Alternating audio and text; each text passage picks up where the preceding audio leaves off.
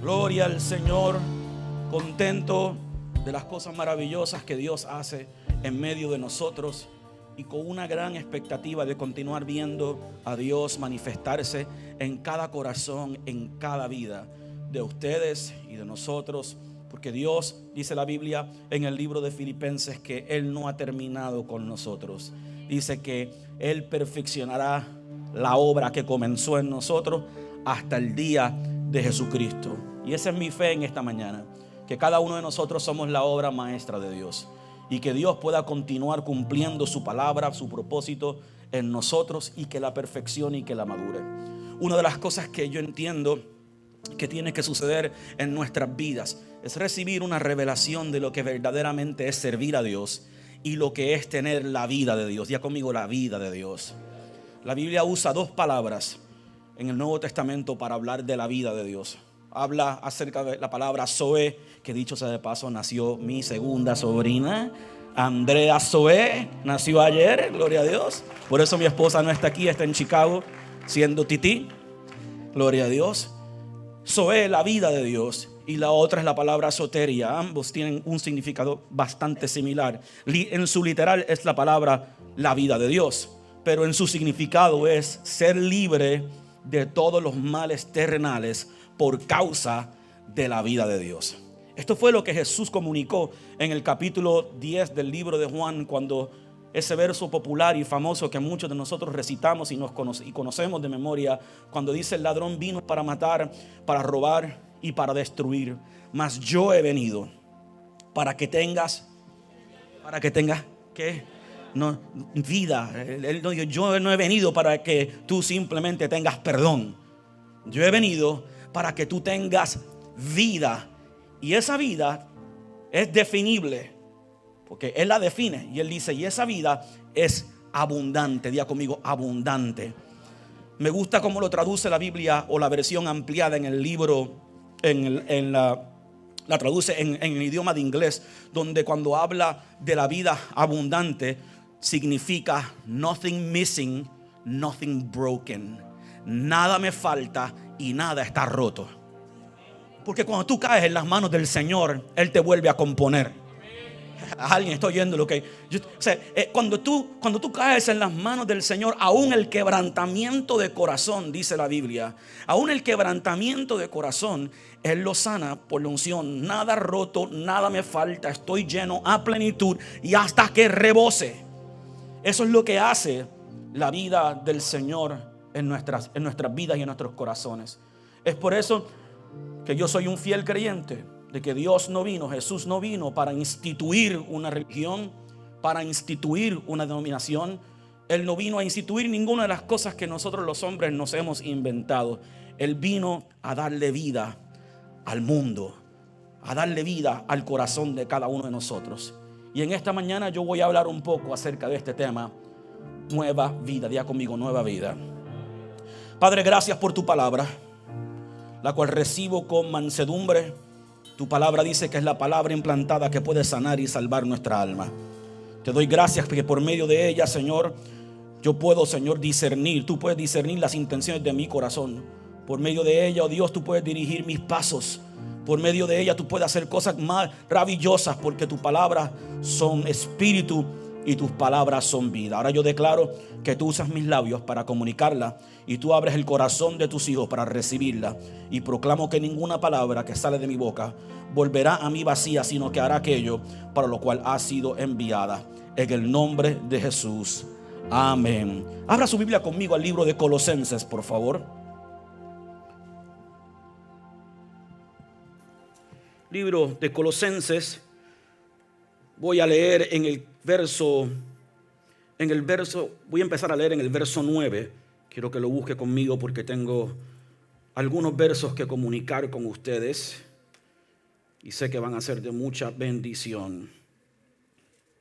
Colosenses capítulo 1 dice lo siguiente, comenzando en el verso 9. Esto es más bien una petición que Pablo está haciendo por la iglesia.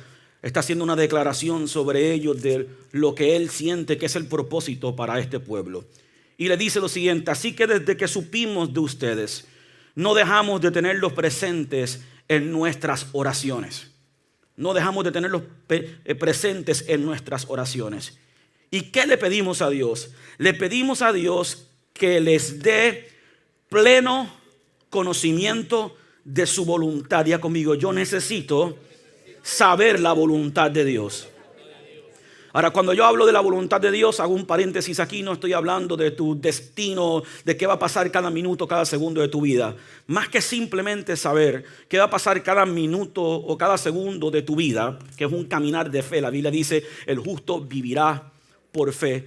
Tener pleno conocimiento de la voluntad de Dios es saber lo que ya Dios tiene preparado de antemano para ti y qué no es la voluntad de Dios. La enfermedad no es la voluntad de Dios. La pobreza no es la voluntad de Dios. El atraso no es la voluntad de Dios. Por lo tanto, la voluntad de Dios es siempre bendecir tu vida con toda bendición espiritual en lugares celestiales. Ahora, Pablo le dice a la iglesia, yo oro para que tengan ese conocimiento. ¿Cómo tú recibes el conocimiento de la voluntad de Dios para tu vida, para tu familia, para tu matrimonio o para lo que sea? No te escapas nunca de la oración y de la palabra. Pablo simplemente decía, yo sigo orando. Él no fue allí a profetizarle un destino. No se dejó tratar como un psíquico evangélico. Él fue allí a decirle, yo oro para que en oración, en búsqueda, ustedes puedan comprender y recibir el conocimiento de su voluntad. Y mira lo que él describe y dice, el pleno conocimiento de su voluntad y que les conceda sabiduría. Sabiduría no es experiencia, sabiduría no son canas, sabiduría no es largura de años ni experiencias. Sabiduría es saber algo y ponerlo en práctica. Esa es la diferencia entre el conocimiento y la sabiduría. Hay mucho conocedor que no practica. A eso Dios le llama un necio, porque sabiendo hacer el bien no lo hacen, y eso equivale o es la definición perfecta de lo que es pecado. Saber hacer el bien y no hacerlo. Que te conceda sabiduría, la habilidad para poner en práctica lo que ya tú estás aprendiendo y conociendo por la oración y en la palabra. Me estoy adelantando muchísimo a mi mensaje, no sé qué va a hacer Dios con esta enseñanza. Que me dé sabiduría y que me dé comprensión espiritual. Escucha bien, Dios nunca te quiere ignorante de las cosas espirituales. La religión está formulada para mantener la gente ignorante de asuntos espirituales. Por ejemplo, la iglesia universal, la iglesia que comenzó en sus principios antes de la reforma protestante, eran los sacerdotes y los curas y la gente quien le leía la Biblia, quien le daba los libros apócrifos, quien le daba, hacían las oraciones. Todo era filtrado a través de un hombre. Pero yo quiero que tú sepas que en el evangelio, en la palabra que yo sirvo, que yo leo y que yo predico, Dios usa a un hombre de Dios para bendecir tu vida. Pero tú tienes al Espíritu Santo para que tú recibas comprensión espiritual. ¿Por qué el enemigo quiere mantener a la gente ignorante de cosas espirituales? Sencillo, porque mi pueblo perece por falta de conocimiento. Cuando no hay comprensión y conocimiento espiritual, hay muerte. Y ya les dije que lo que Dios quiere traer es vida. Te conceda sabiduría. Si hay algo que la Biblia dice que Dios da sin reproche, es la sabiduría. Entonces, verso 10.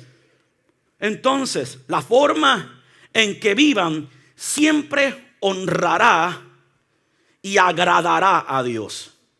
Note algo aquí, porque yo voy a entrar un poquito más profundo en algunos de estos puntos, pero no quiero que se me pase esta. Entonces, diga conmigo entonces.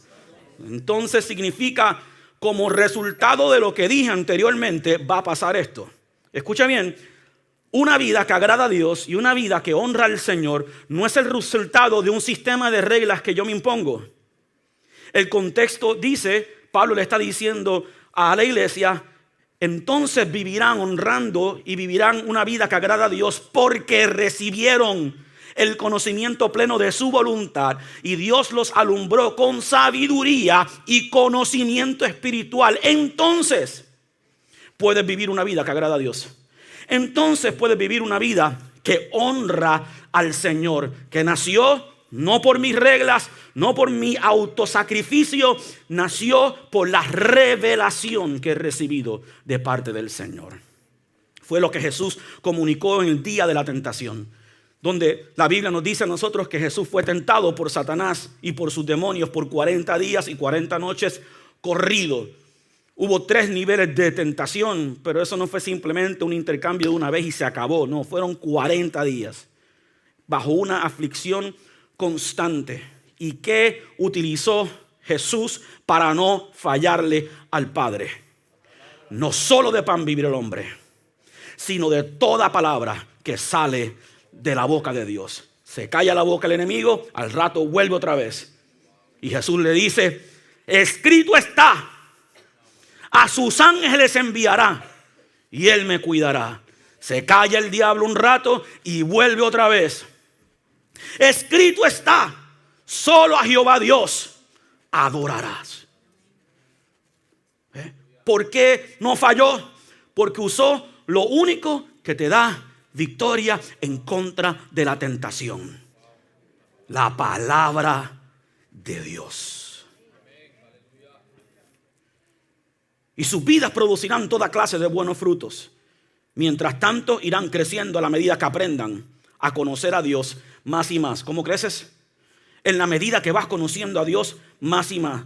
También pedimos que se fortalezcan con el glorioso poder de Dios para que tengan la constancia y la paciencia. Mire esto bien. Pablo no le dijo a la iglesia, reciban el poder de Dios para que profeticen, o reciban el poder de Dios para hacer un sinnúmero de cosas.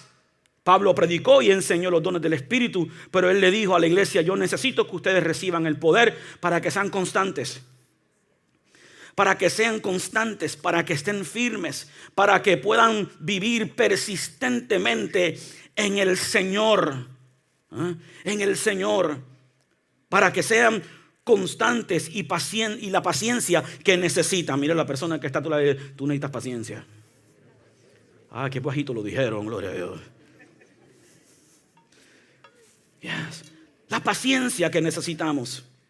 Pero yo le he definido a ustedes anteriormente que esa palabra paciencia no significa tolerancia. Ejemplo, eso no significa que cuando tu esposo te está irritando, y como buen latino o puertorriqueño por lo menos, decimos, Señor, dame paciencia. Eso no es lo que significa la palabra paciencia aquí. La palabra paciencia aquí significa perseverancia. Significa no me quito. Viene la aflicción, no me quito. Vienen los problemas, no me rindo. Soy persistente, no soy un hombre o una mujer de doble ánimo que es inconstante en todos sus caminos, y tal hombre no recibirá nada, dice la Biblia, de parte de Dios. Señor, diga conmigo, Señor, dame la perseverancia que necesito. Mi deseo es que estén llenos de alegría y que den siempre gracias a Dios, el que los hizo aptos para que participen de la herencia que le pertenece a su pueblo, el cual vive en la luz. Pues Él nos rescató del reino de la oscuridad y nos trasladó al reino de su amado Hijo, quien compró nuestra libertad y perdonó nuestros pecados. Bueno,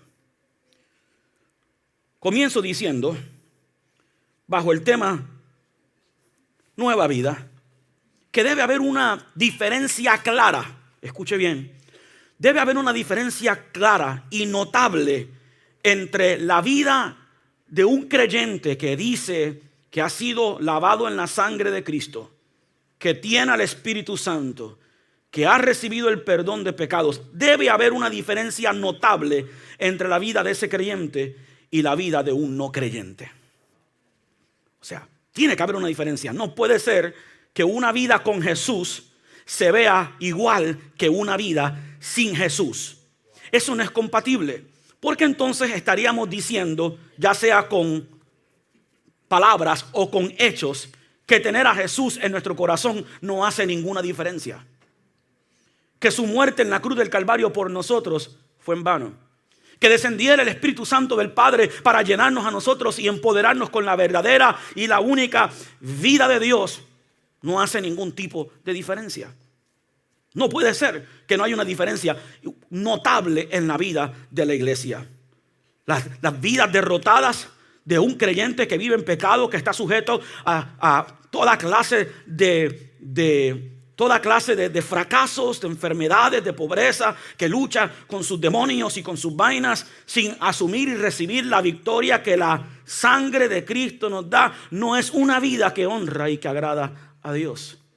Por eso nuestro trabajo siempre es ir a Dios diariamente para conseguir de parte del Señor esa vida que nosotros necesitamos para que nos libre de los males terrenales, de los cuales ya le dije al principio, a los cuales todos estamos susceptibles. No hay una persona aquí que no esté susceptible a la depresión, a la ansiedad, a la enfermedad. El cuerpo se desgasta, dice la Biblia, pero su espíritu se renueva día a día. No hay nadie aquí que no esté susceptible a tener un problema en su hogar, en su matrimonio. Al mejor de los hombres, al mejor de los padres, sus hijos se le pueden descarriar y le puede salir una desgracia, una drogadicción, una prisión o algo de esa índole. Nadie está exento de ese tipo de cosas. Es más, la Biblia no garantiza que porque yo me pongo la etiqueta de cristiano, quedo libre de eso. Para nada. Lo que Jesús le enseñó a sus discípulos fue completamente lo opuesto. En el mundo tendréis aflicción, pero confía, yo he vencido al mundo. Escuche bien la declaración. Jesús reconoció que vendrían situaciones en tu vida y vendrían situaciones en mi vida. Tendréis aflicción, pero no te dejo afligido.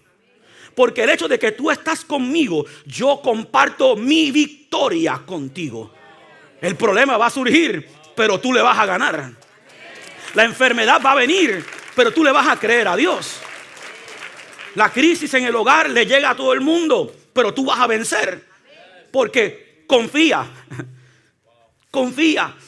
que la vida de Jesús, que lo que hizo Jesús en mi vida y por mí, me otorga esa victoria. Ahí es que viene la primera parte de eso, el capítulo 1 de Colosenses, donde hablábamos acerca del conocimiento de su voluntad y sobre la revelación de Dios. Mi primer punto acerca de esto es: busquemos en oración con Dios para que el Espíritu Santo nos dé la revelación de lo que es la vida de un hijo de Dios.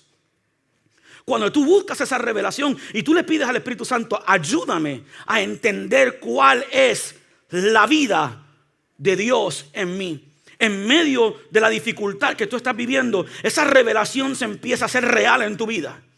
Y ahora tú puedes mirar a la cara al diablo que te está tentando en tu desierto.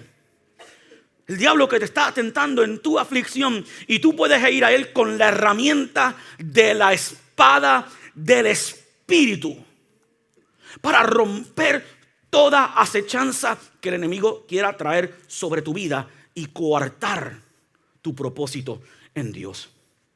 Es una sabiduría espiritual. Es tener un conocimiento de que, un momentito, yo no tengo que estar sujeto a esto. El problema con el cristiano es que tolera lo que no debe tolerar.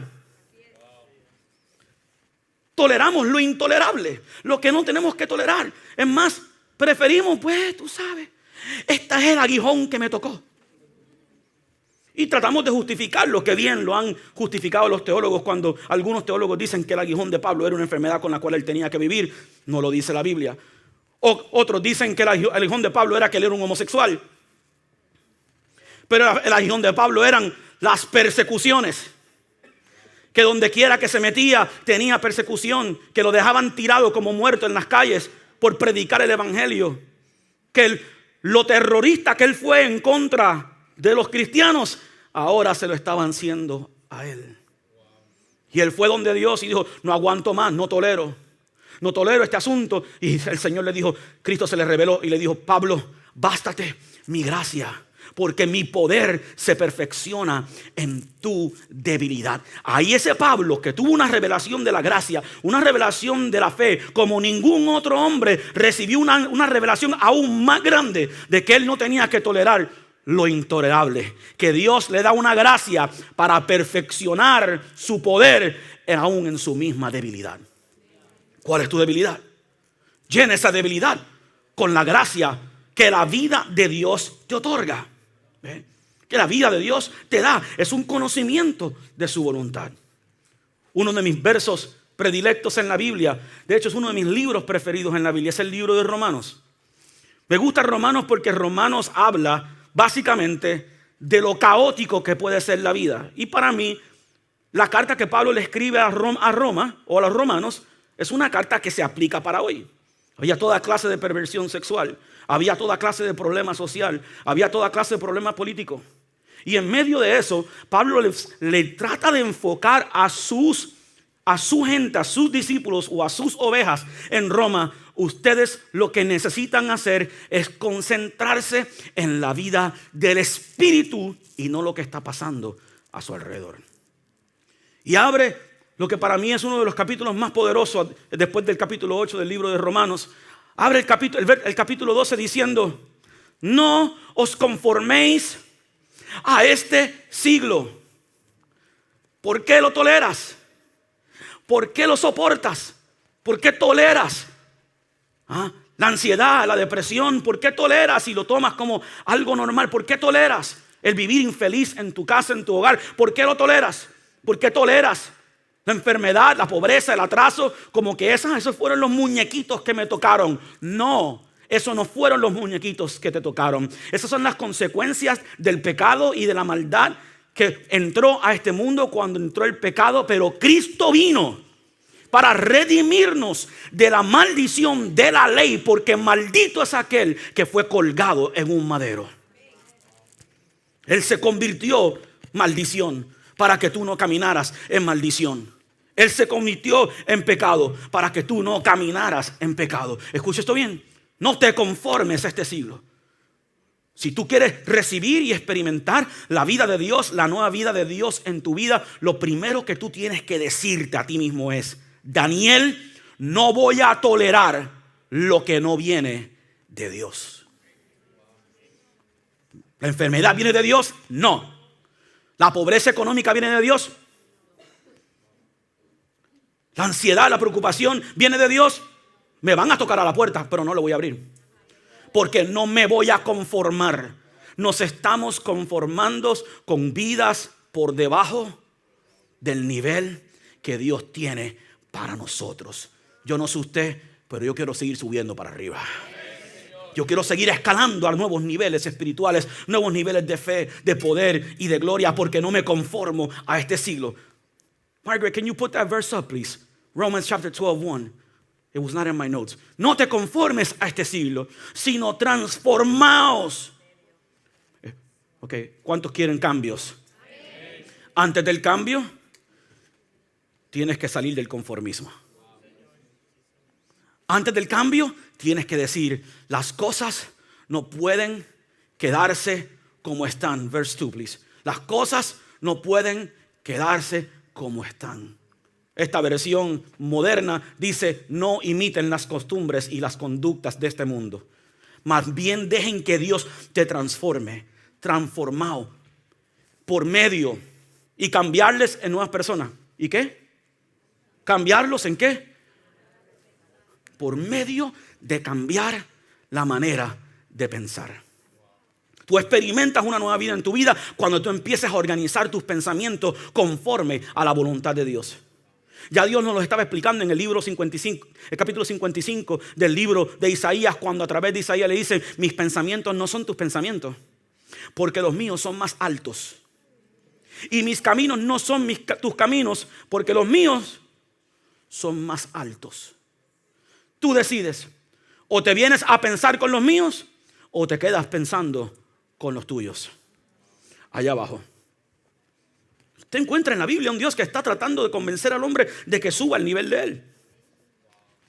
Piensa como yo, actúa como yo, ama como yo, ten mi vida Yo he venido para que tengas vida. Yo no vine a condenar al mundo, sino para que el mundo fuese salvo a través de mí.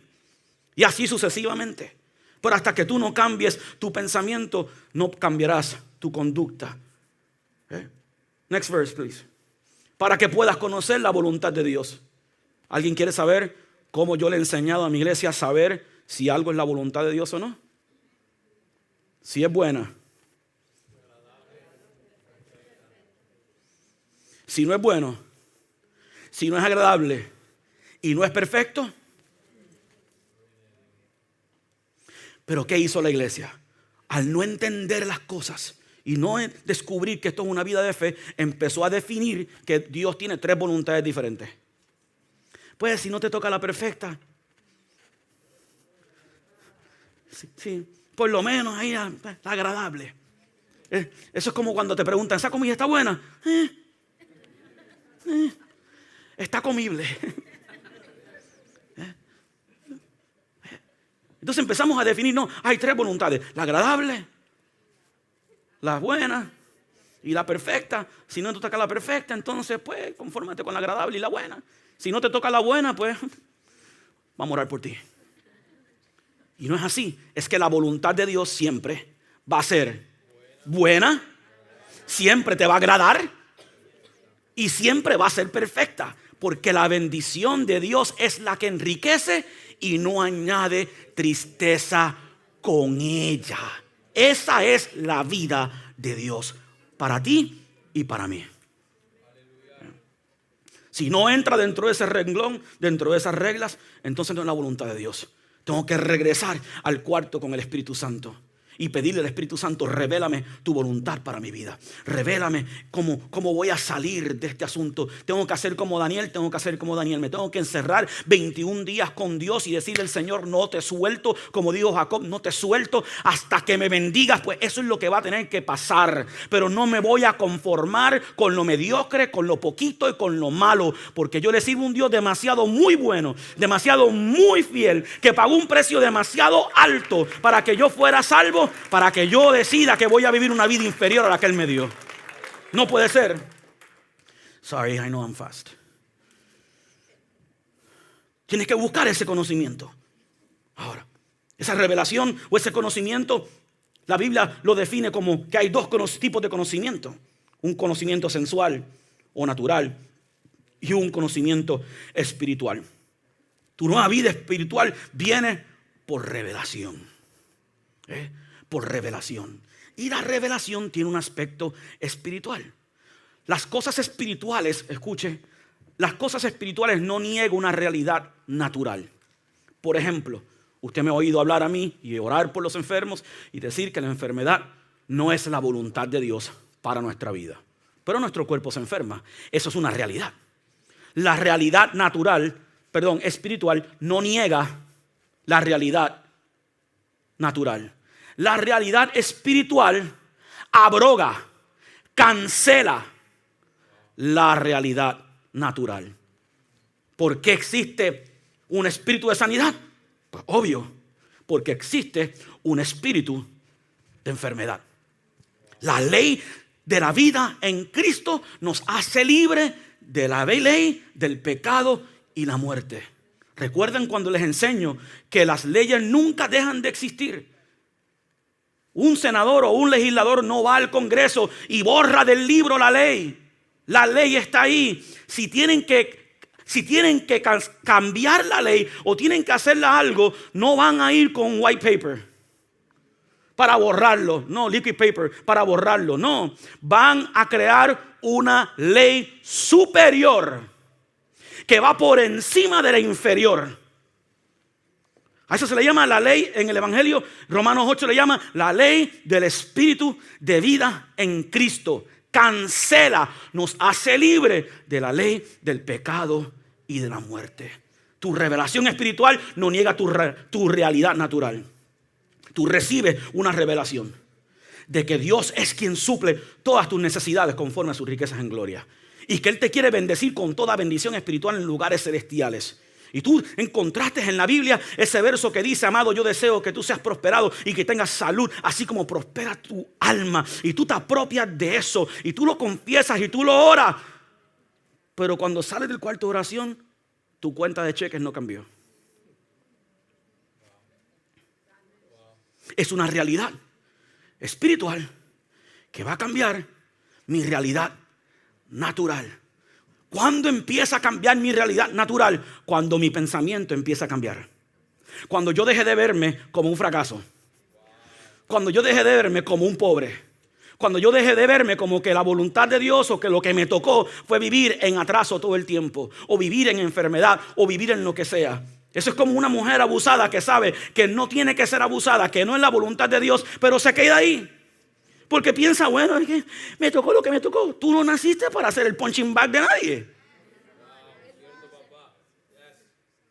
No es lo que te tocó.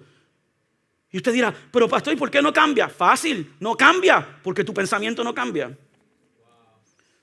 Tu pensamiento no cambia. Pastor, ore para que él se arrepienta. No, voy a orar para que tú te vayas. Porque no quiero tener un funeral. Después quizás las cosas cambian, buscando ayuda, buscando asuntos. Quizás Dios pueda hacer una obra y restaure el matrimonio. Yo lo creo. Pero nada cambia hasta que tú no cambies.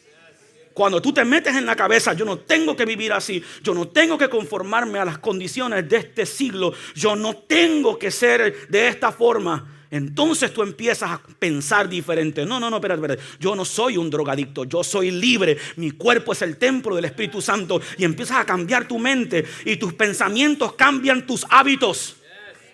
Y tus hábitos forman tu carácter.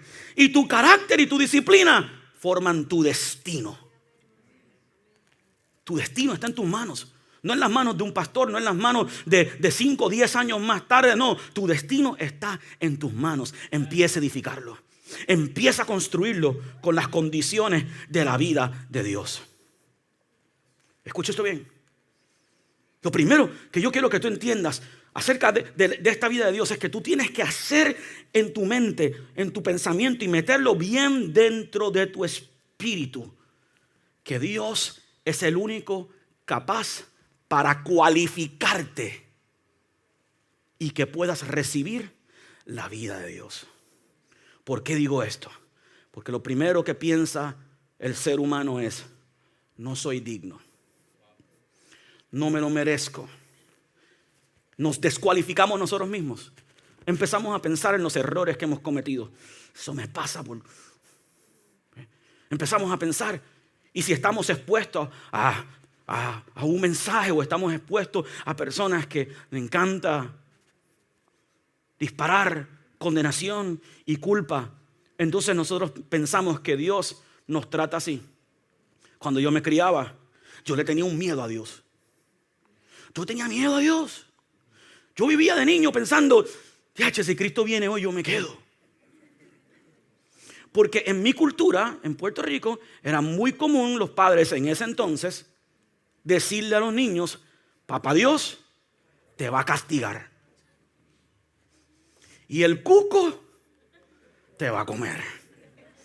Así que yo vivía con una lucha. Está mala la cosa. Tengo a Dios que me quiere castigar y tengo al diablo que me quiere comer. Oye, yo me traumé, se lo prometo. Yo vivía traumado. Yo le tenía miedo a la oscuridad de niño. Porque yo pensaba que se me iba a aparecer Dios a castigarme y el diablo a comerme, porque me portaba mal. Y esos pensamientos se quedan plasmados en tu mente y altera la manera en que tú ves a Dios. Y si usted viene de un trasfondo religioso donde siempre se le habla y se le ha enseñado de la ira de Dios, del castigo de Dios para la gente, y que Dios anda molesto con nosotros, básicamente, y que Él está apuntando cada acción que tú haces para simplemente porque Él desea castigarte.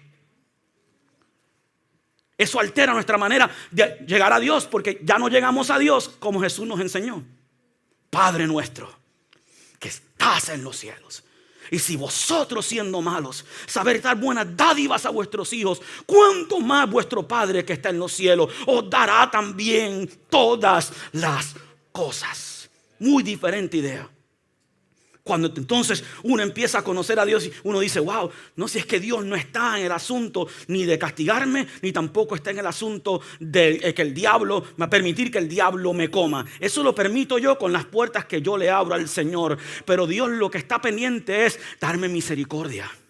Lo que está pendiente es transformarme y cambiarme, porque va a llegar un día donde sí se va a acabar la misericordia y llegará el momento de juicio. Y antes de que eso suceda, Dios pasará toda la vida nuestra por generación de generaciones tratando de conquistar el corazón del hombre para que cuando llegue ese castigo irreversible no te toque. Eso es amor.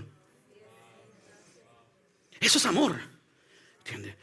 Si yo empiezo a cambiar mi pensamiento y a entender, ok, perfecto, nací en pecado, he cometido errores, todavía los sigo cometiendo, no soy perfecto. La vida me llevó por un curso que no tenía que ser. Quizás caíste en la droga, quizás caíste en la criminalidad, quizás caíste en miles de cosas. No importa, pecado es pecado.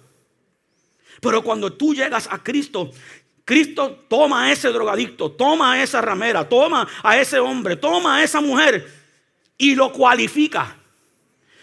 Porque tú no puedes cualificarte solo.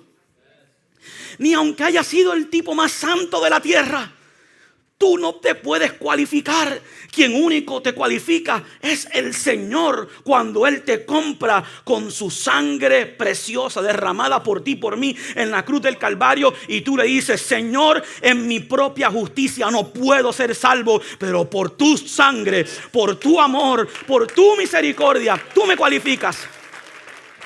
Y ahora, ¿sabe lo que hace Dios? Dios dice, te acepto, vengo a vivir contigo, te cualifico. Y de modo que si alguno está en Cristo, nueva criatura es. Las cosas viejas pasaron, he aquí, todas son hechas nuevas. Otro verso dice, pondré tu pecado tan lejos como está el este del oeste. ¿Cuán lejos es eso? Ilimitado. ¿Sabes? Que el pecado que está bajo la sangre es pecado que Dios no ve. Por eso cuando el hombre peca en el huerto del Edén, el hombre va y se hace sus joyitas para tapar su desnudez, para cualificarse él mismo. El hombre le dijo a Dios, nos dimos cuenta que estábamos desnudos, así que tratamos de cualificarnos.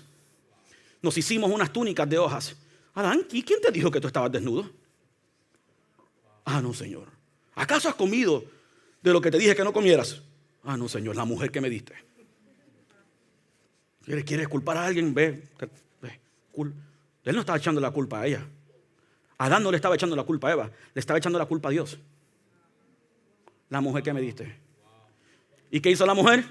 Ah, no, la culebra. ¿Y qué hizo Dios? Sacrificó un cordero para de la sangre del cordero y las pieles del cordero cubrir la desnudez de Adán y Eva. En un pacto donde no podían recibir la vida de Dios, aún ahí Dios cualificó al hombre. Cualificó al hombre. Y después ahí mismo le dio la promesa, llegará el día donde esto se va a resolver cuando la simiente de la mujer venga y hiera esa culebra en su cabeza. Hablando de Cristo. Ya conmigo, Dios me cualifica. Pon tu vida en las manos de Él. Pon tus pecados, tus debilidades, tus problemas. Señor, aquí te los entrego. Yo no puedo seguir haciendo túnicas de hojas porque no funcionan. Necesito que tú seas tú quien lo cambies. Esa teología de que el hombre nunca es digno, de que el hombre nunca puede llegar a Dios. Esa teología es la que está dañando a muchos cristianos y muchos creyentes que piensan que no se pueden acercar a Dios porque están sucios. Y yo te digo una cosa, eso es como decir que no puedes entrar a una bañera porque está sucio. Tú tienes que acercarte a Dios porque es la única forma que vas a ser limpio. Tú tienes que acercarte a Él porque es la única forma que Él te va a cambiar. Tú tienes que acercarte a Él porque es la única forma que Él va a tomar esos secretos profundos de tu corazón que nadie sabe, pero que Él lo sabe. Y Él con su mano lo puede tocar y lo puede cambiar. Satanás sabe que si la intimidación y la falta de confianza en tu relación con Dios llega a ti, no puedes orar, no puedes pedir. Por eso Pablo le dijo a los romanos que estaban metidos en sendos pecados, le dijo: si ustedes caminan por el Espíritu, ninguna condenación habrá para los que están en Cristo y que caminan conforme al Espíritu y no conforme a la carne. Muévete a la vida del Espíritu para que Él te pueda hacer libre de esa culpa, de esa condenación. Allá Juan le dijo a su pueblo, a su gente: si tu corazón te reprende, en otras palabras, si tienes esa culpa, ese sentido de inferioridad, ese sentido de que Dios no lo puede hacer contigo, si tu corazón te reprende, pierdes tu confianza con Dios. Pero si tu corazón no te reprende, porque una cosa es la condenación y otra cosa es la culpa. La culpa te aleja de Dios. La convicción te acerca a Dios. ¿Alguien oyó lo que yo acabo de decir? La culpa y la condenación te hacen ir. Esta semana estoy solo en mi casa. Ando con un perrito de 15 semanas que le gusta hacer travesuras de vez en cuando. Pero ya él aprendió a que cuando él hace una travesura que él sabe que no debió haber hecho, se esconde debajo del mueble donde yo no lo puedo sacar. Y de eso nada más yo aprendí una lección espiritual. Cuando nos sentimos culpables y cuando hacemos las cosas mal, en vez de exponernos a Dios, nos escondemos de Dios. Y todo lo que tú no expones a Dios es algo que Dios no puede cambiar y transformar en ti. Deja de esconderte. Expongámonos. Sí, de todas maneras la Biblia dice que nada podemos esconder delante de Él, porque todas las cosas están abiertas y desnudas ante aquel a quien tenemos que rendir cuenta. David decía: Señor, hasta los pecados que me son ocultos tú conoces. Líbrame aún de los pecados que me son ocultos, para que yo pueda experimentar la vida y el propósito y el plan que tú tienes para mi vida. Alguien dice amén. Ya conmigo: yo soy redimido. ¿Entiende eso? ¿Qué significa redención? Significa que alguien compró tu vida de la esclavitud. He paid the ransom. Pagó. Esa palabra siempre me da problema. El rescate. Pagó el rescate por tu vida. Pagó el rescate por mi pecado. Lo único que pudo satisfacer la deuda que tú tenías con el mundo y que tenías con Dios era la sangre del Cordero inmolado de Dios, que quita los pecados del mundo. Ahora, Él no solamente te deja redimido, sino que ahora también tienes que entender que Romanos capítulo 5 dice: justificados pues por la fe tenemos paz para con Dios. ¿Qué significa justificado? Vamos a pensar por un momento en el sistema judicial. ¿Okay? Una persona es acusada de cometer un crimen. Esa persona que es acusada de cometer el crimen va a una corte. En esa corte es juzgado, es hallado o fue hallado culpable. Se le dicta sentencia, cumple con su sentencia, pero para siempre será un convicto. Para siempre, aunque haya cumplido con su sentencia, será un convicto, será culpable de un crimen. Sale a la libre comunidad, se le hace difícil conseguir un trabajo. Sale a la libre comunidad, se le hace difícil hacer ciertas cosas por el récord que tiene dependiendo del crimen. Ahora, justificación no es eso, porque ese hombre pagó su propio precio, pero no se libró de su pecado. Justificados por Dios es que yo voy delante de Dios y yo me presento ante el juez de jueces. Y ese juez de jueces me va a decir: tú eres culpable. Tú eres culpable de ese pecado. Pero estas son las condiciones. Si tú me recibes como tu Señor y como tu Salvador y te arrepientes de tus pecados y decides vivir para mí, yo te voy a justificar. No solamente perdonar, te voy a justificar. Justificar es perdonarte como si tu pecado nunca hubiese existido. Ahora, del trono de Dios, tú sales de ahí, no con un récord criminal como un pecador. Tú sales de ahí como uno que entró como un pecador y salió como un hijo de Dios, totalmente exonerado y justificado por Dios. Por eso él dice, justificados pues para con Dios, tenemos paz. My God, tenga paz. Vaya a Dios, pídale perdón, arrepiéntase, haga lo que tenga que hacer, pero tenga paz. La paz de Dios tiene que venir sobre tu vida para tú entender que tú eres justificado y que tú eres redimido. David decía, díganlo los redimidos del Señor, los que hemos sido libres del poder de las tinieblas. Diga conmigo, soy redimido. Si tú le pidas, si tú te arrepientes, redimido. Ahora tú puedes llegar a Él y tienes acceso libre a Él para que entonces Dios pueda transformar tu carácter con su vida, con su poder, con su gracia, y que no vuelvas a ese lugar. Muchas veces no tenemos conocimiento del poder de esa redención. Esa vida nueva que yo recibo cuando me arrepiento y cuando llego a Jesús, cuando llego a Cristo, está fundamentada en la obra completa, hecha y absoluta de nuestro Jesús. Escuche bien lo que le voy a decir. Jesús no hizo el trabajo a mitad. Jesús hizo el trabajo completo. La cruz fue el trabajo completo. Su resurrección de entre los muertos fue el trabajo completo. Y el tercer eslabón de esa salvación, enviar el glorioso Espíritu Santo, que es la garantía de tu salvación, fue un trabajo completo. Pablo se lo tuvo que explicar a los hebreos.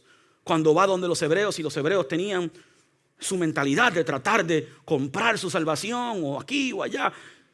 Y Pablo le dice, mis queridos, no hay necesidad de que Jesús vuelva a morir otra vez. Su obra es completa. Acéptala. Acéptala. Ya Dios lo estaba anticipando en el libro de Génesis cuando le dice, dice a través de Moisés, pongo delante de ti la vida y la muerte. Escoge la vida para que vivas, la muerte para que mueras. Como único yo persevero en la muerte es que yo rechace a Dios. Pero si yo acepto a Dios, aún caminando en este cuerpo frágil y susceptible, aún caminando en esta vida, aún caminando por este mundo imperfecto, ¿acaso no fue Pablo quien nos enseñó? Aunque caminamos en la carne, no militamos por la carne, porque las armas de nuestra milicia son poderosas en Dios para romper fortalezas mentales, para derribar argumentos que se levantan en contra del conocimiento de Dios y para castigar toda desobediencia cuando mi obediencia es cumplida. Redención, diga conmigo, redención. Fuimos comprados por la sangre preciosa de Jesús. Hagámosle honor a esa sangre viviendo para Él, viviendo por Él, viviendo por su pacto y creyendo su palabra. Jesús reúne a sus discípulos la noche antes de ser entregado. Comparte el pan, comparte una copa de vino y le dice a sus discípulos después de bendecirlos, este es mi cuerpo que por vosotros es cortado. Y esta es mi sangre, que es la sangre de un nuevo pacto, un pacto superior, un pacto que no se puede quebrantar. Y allá Pablo nos explica en el libro de Hebreos que la razón por la cual ese pacto de sangre con tu vida y con mi vida no puede ser quebrantado es porque no pudiendo jurar por otro, juró por sí mismo. No pudiendo establecer ese pacto con ninguna otra cosa, lo hizo por Él. Juro por mí mismo que mi sangre te va a limpiar de tus pecados y que mi espíritu va a llenar y vivir en tu cuerpo y te va a llenar de una nueva vida. Alguien diga gloria a Dios o diga algo. ¿Me están entendiendo? Nueva vida. Vuelvo y repito, es muy importante enseñar estas cosas, porque es que el creyente no sabe, porque no lo estudiamos, no lo predicamos. Tenemos miedo a que sea demasiado muy complejo y no lo es muy sencillo. Cristo vino al mundo para morir por tus pecados, por mis pecados, derramó su sangre para lavarte en su sangre. Fue a los Hades, fue al infierno, le quitó las llaves de aquel que tenía la potestad de la vida, de la muerte, se la quitó. Ascendió al tercer día, se quedó en la tierra 40 días diciéndole y explicándole a sus discípulos: estos son los misterios de mi reino. Y le dijo: ahora me tengo que ir porque te conviene que venga el Espíritu Santo, quien te va a guiar a toda verdad, quien te va a acordar todas las palabras que yo te he dicho, que te va a dar poder para que tú me seas testigo ante tus enemigos, ante tus vecinos y ante tus familiares. Y hasta los confines de la tierra. Alguien dice amén. Ahora, en mis últimos puntos, esa revelación y ese conocimiento de esa vida que Dios comparte conmigo, que Dios me da a mí, es lo que me capacita para participar de la herencia. Recuerde que Pablo le decía a la iglesia: oro por ustedes que tengan conocimiento espiritual para que puedan participar de la herencia de los santos. Hay una herencia. Pero ¿qué pasa con una herencia? Si tú no la conoces, no la reclamas. Alguien oyó lo que yo acabo de decir. Si tú no la conoces, tú no la puedes reclamar. Mi mamá lleva mucho tiempo sufriendo de problemas con su memoria. No sabemos si es Alzheimer's o qué es. Y no hace mucho, mi mamá se le murió el único tío que tenía por parte de madre, la cual nunca tuvo hijos. Y una de las herederas fue mi mamá. Pero ¿qué pasa? Mi mamá no tiene conocimiento de la herencia, porque mi mamá está bajo cuidado médico. Mi mamá no tiene conocimiento, no sabe cómo ir a donde un juez o delante de quien sea para reclamar lo que legalmente le corresponde. El desconocimiento de algo te afecta. ¿Por qué? Porque te roba y te priva de tus derechos. ¿Alguien está oyendo lo que yo acabo de decir? El no conocer algo te priva de tu derecho. Aquí está ella con una herencia, con una buena cantidad de plata, y no la puede reclamar porque no tiene conocimiento de ella. Así le pasa al creyente. Tiene una herencia, Dios la ha dictado en la palabra, miles de bendiciones, y por falta de revelación en el conocimiento de su voluntad, no va al cielo a reclamar: hey, quiero lo mío. No actuamos como actuó Caleb después de 80 años casi peleando, siendo el partner de Moisés y siendo el partner de Josué, luego peleando por la tierra prometida. Y cuando finalmente entraron, ¿sabes lo que hizo Caleb? Fue donde su líder y le dijo al líder: hey papi, llevo 80 años aquí peleando contigo, dame lo mío. Me corresponde. Alguien me lo dejó. ¿Qué tuvo que hacer? ¿Qué tuvimos que hacer nosotros, los representantes legales de mi madre? Ir y reclamar su herencia. ¿Sabes lo que hizo Jesús? Jesús fue al Padre y le dijo: Padre, yo derramé mi sangre para que estos sean coherederos conmigo. Yo soy tu heredero, pero yo quiero que ellos sean coherederos. Ahora vine a hacer el reclamo.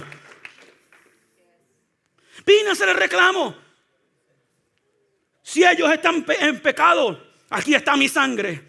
Si ellos están descualificados, yo cualifico. Si ellos están enfermos, aquí está mi espalda. Si ellos están bajo maldición, aquí está mi corona de espinas. Si ellos no saben hacer las cosas bien, aquí están mis manos agujeradas, bañadas en sangre. Si no saben caminar por la vida y llevar su camino, ningún problema, Señor. Aquí están mis pies bañados en sangre para que ellos puedan caminar sobre mi palabra. Es que tienen el corazón malvado y muy dañado. Tranquilo, Padre, aquí está la herida de la espada que traspasó mi corazón para que tú le dieras un corazón nuevo a ellos. Y el Padre dice: es más que suficiente. No solamente les voy a dar la herencia que te corresponde, sino que en mi trono, al lado mío y al lado tuyo, hay un trono para mis hijos.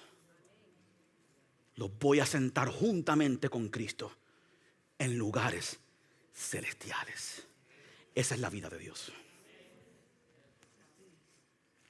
Pero si tú no la conoces, aceptas lo poco, lo bajo, lo insignificante como lo que Dios tiene para ti.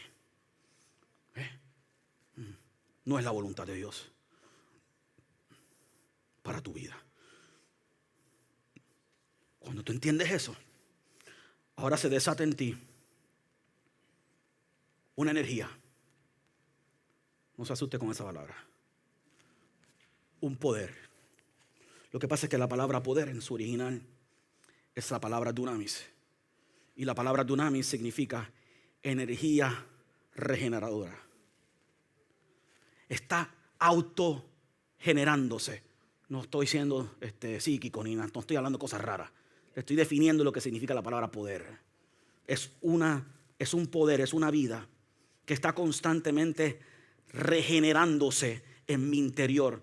No es una energía cósmica, es la vida de Dios. Es la vida de Dios. Hay un tesoro, dice la Biblia, en vasos de barro, para que la excelencia del poder sea de Dios y no de nosotros. Escuche esto bien. Dios decidió poner su tesoro en ti. Dios decidió poner su tesoro en mí. ¿Y qué es su tesoro? Su tesoro no es riquezas. Su tesoro no es carros, mansiones ni casas. Su tesoro es su vida. Su tesoro es su vida.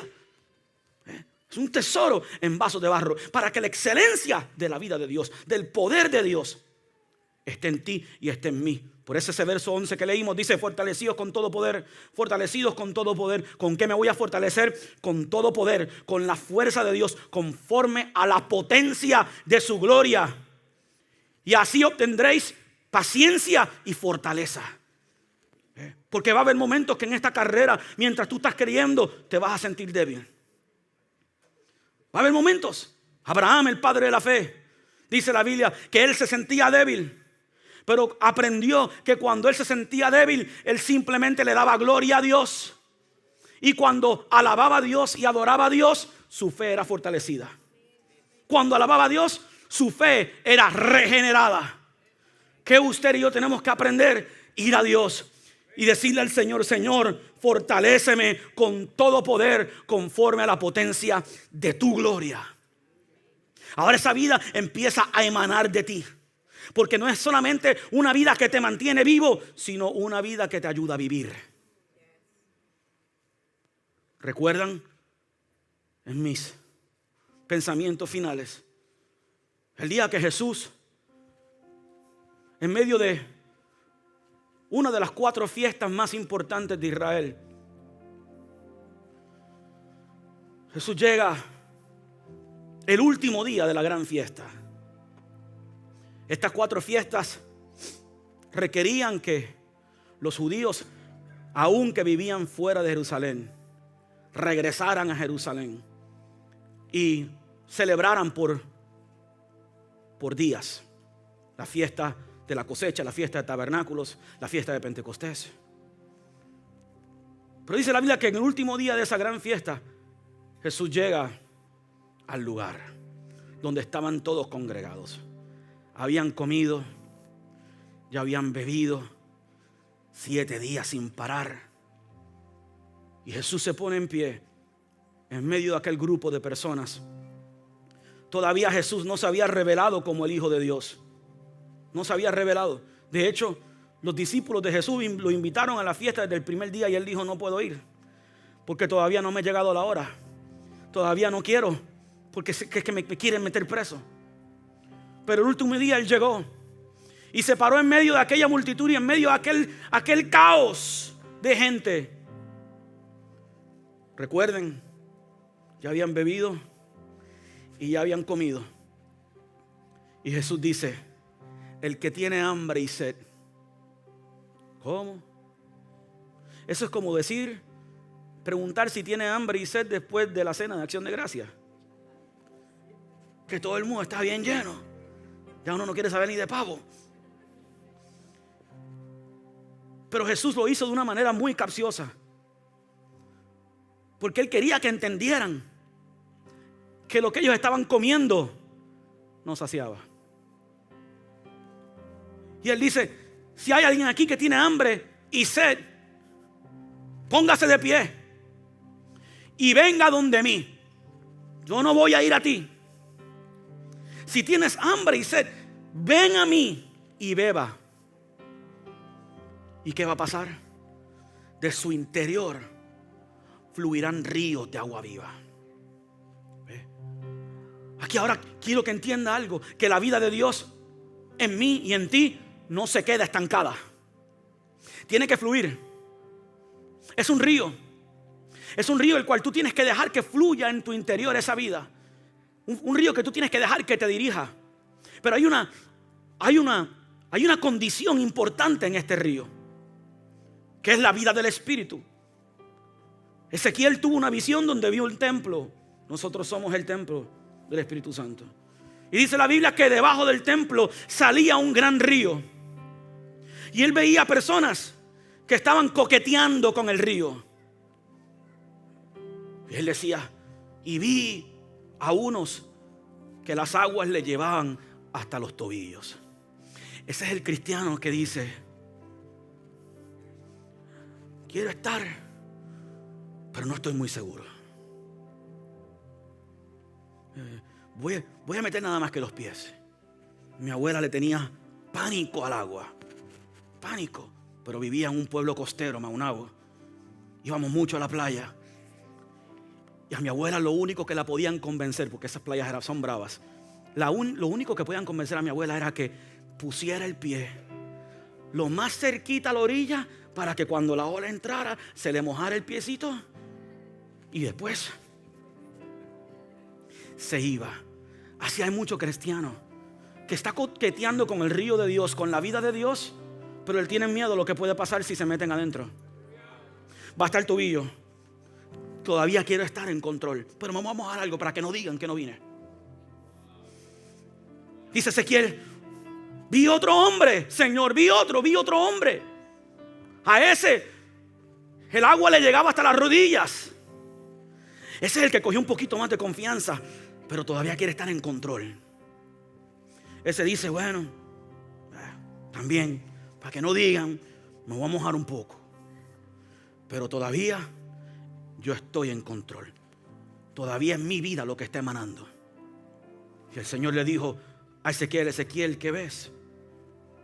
La visión nos dice: vi unos que le llegaba hasta los lomos, otros que le llevaba hasta el pecho. Hijo de hombre, ¿qué has visto?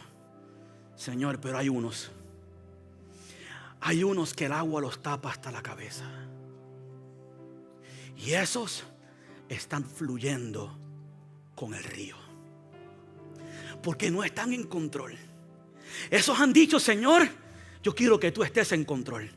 Esos han dicho: Señor, confío que aunque no toco piso, confío que aunque estoy totalmente sumergido en ti, confío que este río me va a llevar al lugar correcto.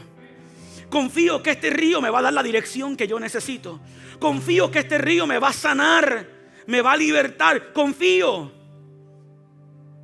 porque sale de tu templo. Sale de tu templo y no es un río normal. Es el río de agua viva del cual Jesús profetizó. Ezequiel lo vio saliendo de un templo. Jesús lo vio saliendo del templo. Del templo del Espíritu Santo. Por eso, mis queridos, en esta tarde yo quiero que tú simplemente escuches las palabras que el Espíritu Santo le está hablando a la iglesia. Cede el control.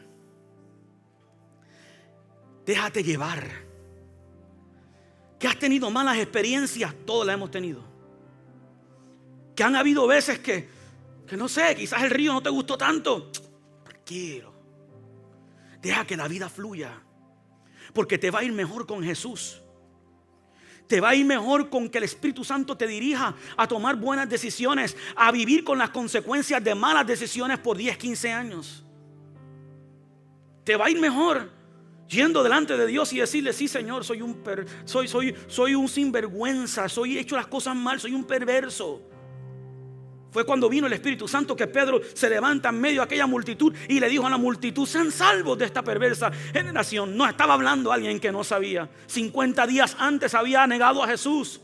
Y la obra redentora de Jesús, cuando se metió al río, lo puso en el primer púlpito a ganarse 3,000 personas en un día para Jesús. Déjate llevar. Deja que el Zoé de Dios se manifieste en tu vida. Ve a Dios en oración. Jesús le dijo a sus discípulos: si ustedes entran conmigo, con su Padre en el secreto, Él va a manifestar en público lo que Él ya hizo en el secreto. Pero tienes que entrar.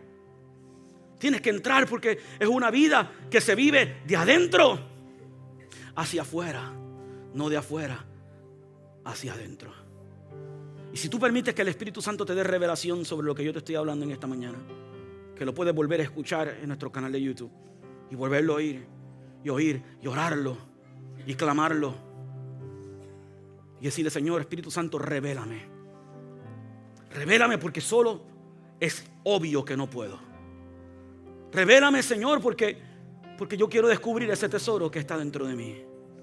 Quiero descubrir lo que es ser la verdadera iglesia.